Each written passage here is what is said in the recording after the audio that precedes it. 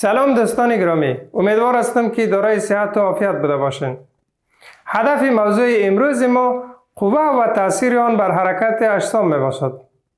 ما در اینجا توسط یک بازی ساده از طناب کشی تاثیر قوه بر حرکت یک جسم و همچنان مفهوم قوه های متعادل و نامتعادل را با هم بررسی خواهیم کرد. وسایل مورد نیاز: یک بوتل آب معدنی، یک متر تار، یک کشی پول و یک مارکر. این دستورالعمل طی 3 مرحله انجام میشه. در مرحله اول ما کشی پول گرفته به 2 سمت آن تار محکم میکنیم و کشی پول را در قسمت قاعده بوتل میندازیم طوری که تار به 2 سمت بوتل قرار بگیره و بعد از او ما یک نقطه را در وسط میز علامت گذاری میکنیم تا نقطه شروع حرکت بوتل را نشان بده. در مرحله دوم شاگردان را به 2 گروه تقسیم میکنیم طوری که یک گروه به یک سمت میز، دیگر گروه به سمت دیگه میز و یکی از شاگردان را از این سمت، یکی را از این سمت میخواهیم که تا را با آهستگی به دست خود بگیره و هر دو شاگرد با قوه های مساوی تار را به سمت خود بکشند. وقتی که اینا قوه های مساوی بالای بوتل وارد میکنند، بوتل در موقعیت اصلی خود باقی میماند و بعد از مشاهده ما شاگردان میپرسیم که چرا با وجودی که بالای بوتل قوه وارد شد اما بوتل در حالت اولی خود باقی ماند. جوابهای خود بود که چون قوه ها با هم مساوی بودند و مخالف الجهت بالای بوتل وارد شد و به او اساس بوتل در حالت تعادل یا حالت اولی خود باقی ماند که این نوع قوه ها را به نام قوه های متعادل یاد میکنند.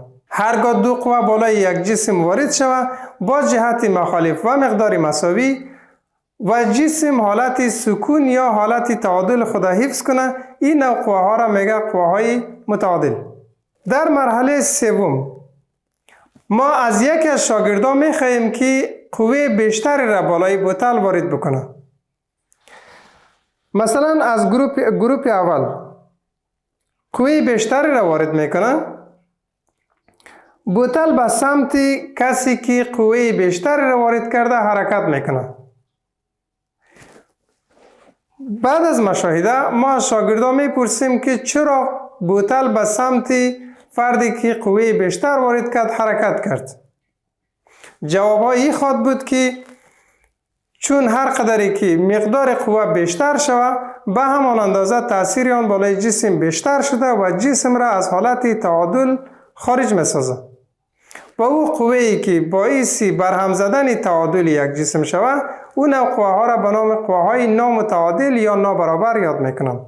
چون در اینجا وقتی یک جسم در حالت سکون یا در حالت تعادل است مقدار قوه های وارده بر آن 0 است.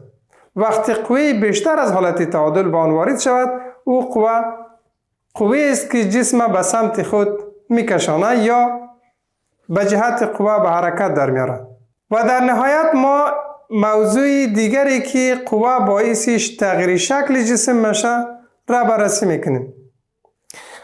ما از یک از شاگردان میخواهیم که بوتل را در دست خود گرفته و فشرده بسازد.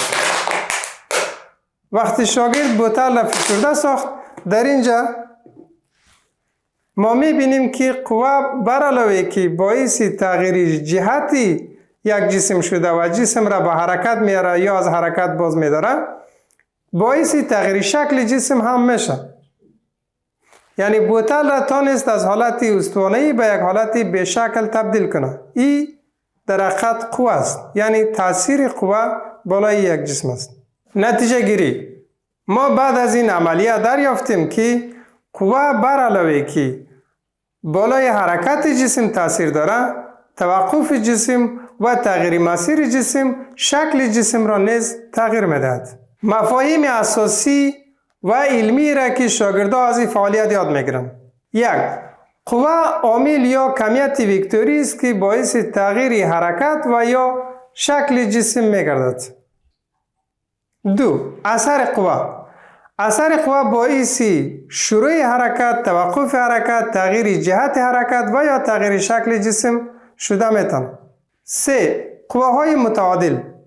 هرگاه دو قوه بالای یک جسم با جهت‌های مخالف و مقدار مساوی عمل بکنه، جسم تعادل خود حفظ میکنه، چون قواها اثر همدیگر را خنثی ساخته و باعث تعادل جسم میشه و این را به نام قواهای متعادل یاد میکنن. قواهای نامتعادل. هرگاه بالای یک جسم چندین قوه با مقدارهای مختلف وارد شوند، جسم به سمت یا به جهت قوه حرکت میکنه که مقدار آن بیشتر است و این را میگه قواهای نامتعادل. تشکر از توجهتان. تا دیدار بعد.